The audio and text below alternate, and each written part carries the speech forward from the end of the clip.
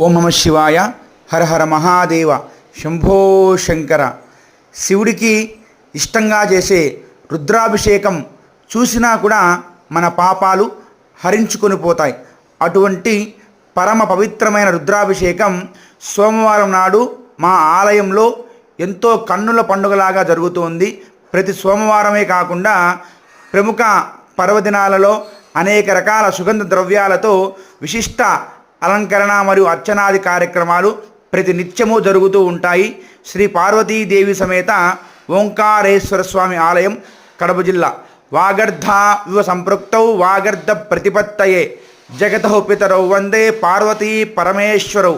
ఈ సృష్టికి తల్లిదండ్రులైనటువంటి శ్రీ పార్వతీ పరమేశ్వరులకు పాదాభివందనాలు. ఓం నమ శివాయ. హర హర మహాదేవ. శంభో శంకర.